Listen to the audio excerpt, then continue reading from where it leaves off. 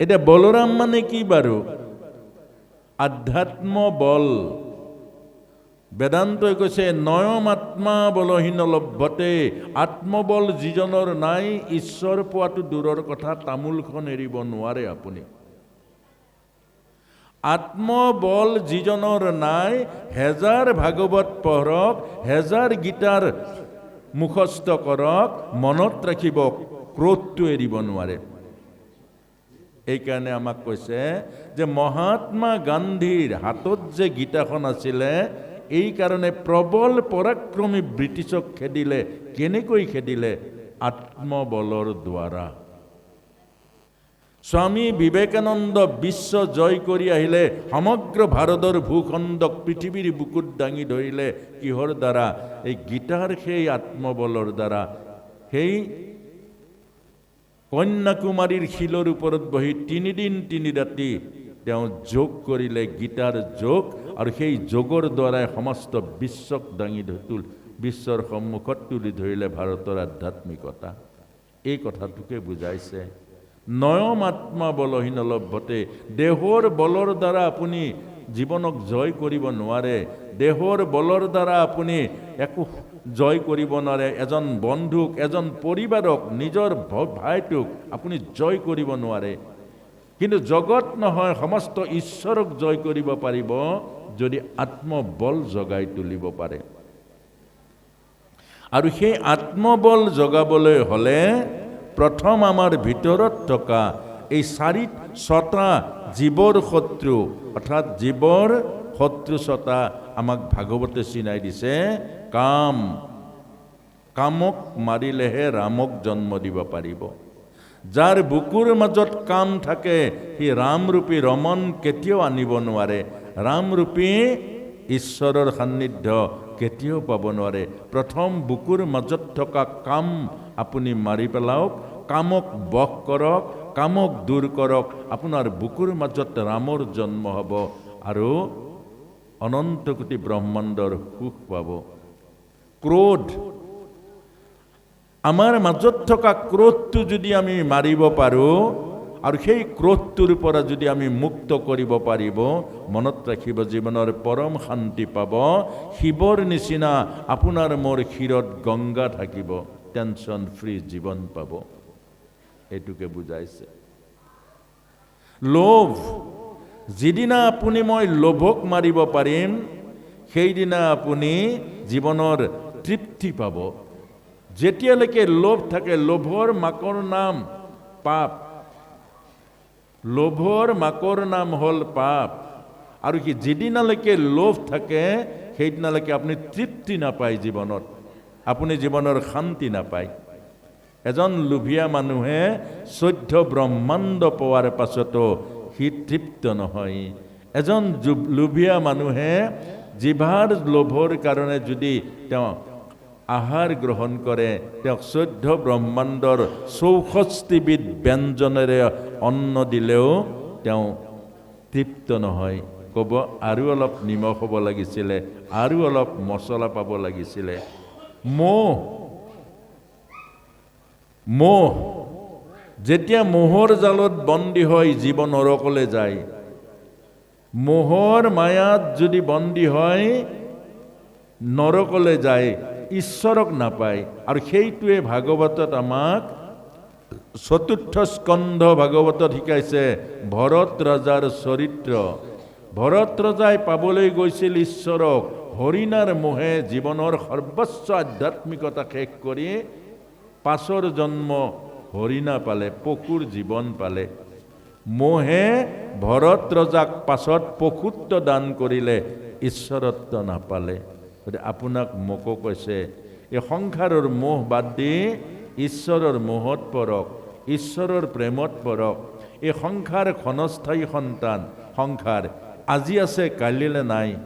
এই সংসাৰ ক্ষণস্থায়ী, এই সংসাৰ জীৱন ক্ষণস্থায়ী, এই সংসাৰ যাত্ৰা ক্ষণস্থায়ী। জাতস্য হি ধ্ৰুৱ মৃত্যু ধ্ৰুৱ জন্ম মৃতস্যা। আৰু সংসাৰ জন্ম পায়, এদিন মৃত্যু হয়। ইয়াৰ স্থায়িত্ব নাই, অস্বস্থম অৰ্থাৎ অস্থায়ী। গতিকে এই অস্থায়ী সংসাৰৰ মোহত বন্দী হৈ নাথাকি আপোনাক মোক কৈছে ঈশ্বৰৰ মোহত পৰক, জীৱনৰ মোহত পৰক, আত্মাৰ মোহত পৰক।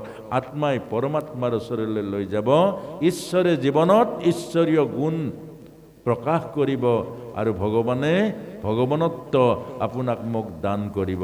তেতিয়া আমি জীৱনৰ পৰম বাঞ্ছিত সেই স্থান পাম। ন তদ্ভাসতে সূৰ্য শশাঙ্ক নপবকাহ যদ্গত্তা নিবৰ্তন্তে তদ্ধাম পৰমং মম। ভগৱানে কৈছে এই যে মোহক যদি মাৰিব পাৰা, মোহক যদি নষ্ট কৰিব পাৰা, সংসাৰ মোহক, মুক্তি তোমাৰ হাতৰ মুঠিত আহিব আৰু তোমাৰ জীৱন বৈকুণ্ঠৰ স্থান পাব। সেই য'ত নেকি জন্ম নাই, য'ত নেকি মৃত্যু নাই, য'ত নেকি পতন নাই, য'ত জৰা ব্যাধিৰ পৰা মুক্ত আনন্দময় ধাম, আনন্দময় জীৱন পাবলৈ হ'লে মোহমুক্ত হোৱা, সংসাৰত লাগি নধৰিবা আৰু জীৱন মুক্তি হ'ব, আনন্দময় জীৱন হ'ব। এই কথাটোকে কৈছে এই 6টা সন্তান বধ কৰি মনৰ দ্বাৰা আপোনাক মোক বলৰামক জন্ম দিব দিছে। বলৰাম মানে আধ্যাত্মিক বল, যি আধ্যাত্মিক বলৰ দ্বাৰা স্বামী বিবেকানন্দই যৌৱন কালতে সমস্ত সংসাৰখন ত্যাগ কৰি গেৰুৱা বস্ত্ৰ পিন্ধি স্বামী বিবেকানন্দ হৈছে। তেওঁ ইমান তপস্বী আছিলে, ইমান ইন্দ্ৰিয় সংযমী আছিলে, যেতিয়া আমেৰিকাৰ এগৰাকী গাভৰুৱে আহি কৈছিলে যে বিবেকানন্দ মই তোমাক ভাল পাওঁ আৰু মই তোমাক বিয়া পাতি তোমাৰ মাজেৰে এটা তোমাৰ নিচিনা সন্তান মই গৰ্ভত ধাৰণ কৰিবৰ কাৰণে সুদূৰ আমেৰিকাৰ পৰা আহিছোঁ তোমাৰ ওচৰলৈ। তেতিয়া বিবেকানন্দই কৈছে যে তুমি মোৰ নিচিনা সন্তান এটা লাগে? বোলে তোমাৰ নিচিনা সন্তান। মা, মোকেই তুমি সন্তান কৰি লোৱা। কিমান ইন্দ্ৰিয় সংযমী। আৰু এই কথাটোৱে অৰ্জুনে কৈছিলে যে যেতিয়া স্বৰ্গলৈ গৈছিল দেৱৰাজ ইন্দ্ৰৰ পৰা বজ্ৰ অস্ত্ৰ পাবৰ কাৰণে, মাজ ৰাতি উৰ্বশী যেতিয়া ৰুমত সোমাই গৈছিলে, তেতিয়া সেই অৰ্জুনে কৈছিলে মা তুমি কেলে আহিলা? তেতিয়া উৰ্বশীয়ে কৈছিলে স্বৰ্গৰ বেশ্যা কেতিয়াও কাৰোবাৰ মা হ'ব নোৱাৰে, স্বৰ্গৰ বেশ্যা হ'ল ভোগৰ সামগ্ৰী, তোমাৰ ওচৰত মই সেই ভোগৰ সামগ্ৰী ৰূপে আহিছোঁ। তেতিয়া অৰ্জুনে হাত জোৰি কৰি কৈছিলে যে মা এয়া স্বৰ্গৰ সংস্কৃতি, মই স্বৰ্গৰ নহয়, মই মৰ্ত্যৰ মানুহ, মই ভাৰতবৰ্ষৰ এজন যুৱক। ভাৰতবৰ্ষই আমাক শিক্ষা দিছে নাৰী মাতৃস্বৰূপা, প্ৰতিগৰাকীয়ে মাতৃ আৰু মাতৃত্বৰ ভাৱনাৰে দৰ্শন কৰিবা, আৰু সেইকাৰণে তুমি মোৰ মা। আৰু সেই অৰ্জুনৰ যশস্যা গোটেই স্বৰ্গলৈ বিয়পি পৰিছিল। এইটোৱে হ'ল আপোনাক মোক কৈছে যে এইটো হ'ল ইন্দ্ৰিয় সংযম যোগ। তাৰ পাছতে আহিছে বলৰাম হ'ল আধ্যাত্ম বল। মনত ৰাখিব, আধ্যাত্ম বলৰ দ্বাৰাহে ঈশ্বৰক পাব। এই শাৰীৰিক বলৰ দ্বাৰা, ইয়াত দৈত্যৰ বল, শাৰীৰিক বল হ'ল দৈত্যৰ বল, দেহৰ বল হ'ল দৈত্যৰ বল, ইন্দ্ৰিয়ৰ বল হ'ল দৈত্যৰ বল। আৰু এইবোৰ বলৰ দ্বাৰা মানুহ নৰকলৈ যায়, এইবোৰ বলৰ দ্বাৰা মানুহ পাপৰ সমাজলৈ সোমাই যায়, এইবোৰ বলৰ দ্বাৰা মানুহৰ জীৱন নষ্ট হয়। বল লাগিব আধ্যাত্ম বল। তাৰ পাছতে অষ্টম পুত্ৰ হ'ল ভগৱান কৃষ্ণ। কৃষ্ণ মানে কি বাৰু? আমি ফটোত দেখা কৃষ্ণ নেকি? কৃষ্ণ মানে হ'ল, বেদান্তই কৈছে ঈশ্বৰ কৃষ্ণ সচ্চিদানন্দ পৰম বিগ্ৰহ। ঈশ্বৰ হ'ল সৎ, চিত আৰু আনন্দময়। সৎ মানে হ'ল সত্য, চিত মানে নিৰ্মল পৰম প্ৰেমৰ প্ৰতীক স্বৰূপ, আনন্দ মানে হ'ল হৃদয়ানন্দ পৰমানন্দ কেৱলানন্দ। এই সৎচিত আৰু আনন্দ ঈশ্বৰক পাবলৈ হ'লে আমাক বলৰাম লাগিব, আধ্যাত্মিক বল লাগিব। বলৰাম, ৰাম মানে হ'ল ৰমন আৰু কৃষ্ণ মানে আনন্দ। সেইকাৰণে শ্ৰীমন্ত শংকৰ গুৰুজনাই ৰামক ল'লে আৰু চৈতন্য মহাপ্ৰভুৱে ৰাধাক ল'লে। ৰাধা মানে ৰস আৰু কৃষ্ণ মানে আনন্দ। য'ত ৰস আছে তাতেই আনন্দ আছে, য'ত ৰাম আছে তাতেই কৃষ্ণ আছে। এতিয়া সেই কৃষ্ণক মাৰিবৰ কাৰণে কংসই সদায় অহৰহ যত্ন কৰে। কংস মানে মন, বিকৃত কামনা বাসনাযুক্ত মন। এতিয়া আমাৰ মনটোৱে চাধা, চিগাৰেট, গুটখা, শিখৰ এইবিলাক মনে খায় নে দেহে খায় বাৰু? এই যে আমি এই পয়জনবোৰ খাওঁ, আমাৰ আধ্যাত্মিক চেতনা মাৰিবৰ কাৰণে, আধ্যাত্মিক চেতনাই হ'ল কৃষ্ণ, ফুল কনচিয়াছে হ'ল কৃষ্ণ, আনকনচিয়াছে হ'ল জড়জগতৰ বস্তু।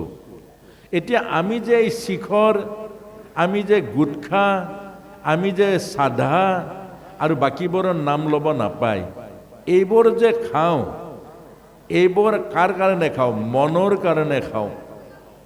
মনৰ মাজত এই স্বভাৱবোৰ কোনোবা বন্ধুৱে ভৰাই দিয়ে। দৰাচলতে সেইজন বন্ধু নাছিলে, শত্ৰু আছিলে। আমি সংসাৰী মানুহে শত্ৰু কোন, মিত্ৰ কোন চিনি নাপাওঁ। কেলে সংসাৰখন হ'ল মায়াৰ সংসাৰ। কোনোবাই যদি শিখৰ খুৱায়, এইজন বন্ধু আমাৰ কাৰণে। কোনোবাই যদি গুটখা খুৱায়, এইজন আমাৰ কাৰণে প্ৰিয়জন। আৰু কোনোবাই যদি কিবা কিবি খুৱায়, সেইটোৰ নাম ল'ব নাই, সেইজন অতি হৃদয়ৰ পবিত্ৰ মিত্ৰ। কিন্তু দৰাচলতে হয় জানো? নহয়, এইজন হ'ল শত্ৰু, কিন্তু আমি চিনি নাপাওঁ। এতিয়া এইবোৰ খালে আমাৰ কি হয়? এইবোৰ খালে আমাৰ চেতনাৰ কোষবোৰ মৰি মৰি মৰি মৰি যায়। চেতনাৰ কোষ মানে কি? আপোনালোকক আকৌ কৈছোঁ, এই যে ভাগৱতলৈ আহিছে, ভাগৱত নাই শুনা, মোবাইল টিপি আছে, পাপ লাগিব নাই আপোনালোকক সুধিছোঁ। ভাগৱতলৈ আহি ঈশ্বৰৰ কথা, আচৰলৈ আহি ঈশ্বৰৰ কথা নুশুনি যদি মোবাইল টিপি থাকে, পাপ হ'ব না হ'ব? আপোনাৰ হবে কওক। আৰু চেতনা মৰাজনে ক'ব নোৱাৰে, আকৌ কৈছোঁ, চেতনা মৰাজনে এইটো পাপ আৰু পুণ্যটো ধৰিব নোৱাৰে। এই ভাগৱতলৈ আহিছে, ভাগৱত নুশুনে, আপোনাৰ হবে চাব বিভিন্ন জাগাত ঘূৰি ফুৰিছে। আচ্ছা, ঘূৰি ফুৰি কি পাইছে? ভাগৱত শুনিলে কি নাপাব? এবাৰ ভাবক। আহিছে ভাগৱতলৈ, বহুতে নামলৈ যায়, নাম নাগায়। নামলৈ যায়, নাম নাগায়, বাহিৰৰ বেঞ্চত বহি নানা ধৰণৰ অদৰকাৰী কথা পাতি থাকিব, আস্তেকে প্ৰসাদটো খাব আৰু ঘৰলৈ গুচি যাব। পাপ হ'ব নে নহ'ব? আপোনাক সবে কওক।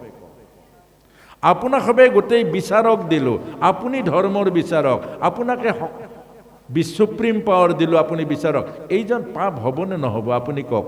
যিজন নামলৈ মাতিছে, নামলৈ আহিছে, নাম নাগায়, বাহিৰত অদৰকাৰী কথাবোৰ কৈ আছে, আকৌ প্ৰসাদ যেতিয়া হ'ল, ভকতে প্ৰসাদ খোৱাই নাই, ভকতক প্ৰসাদ দিছে, বাহিৰত প্ৰসাদ খালে আৰু গৈ ঘৰ পালে।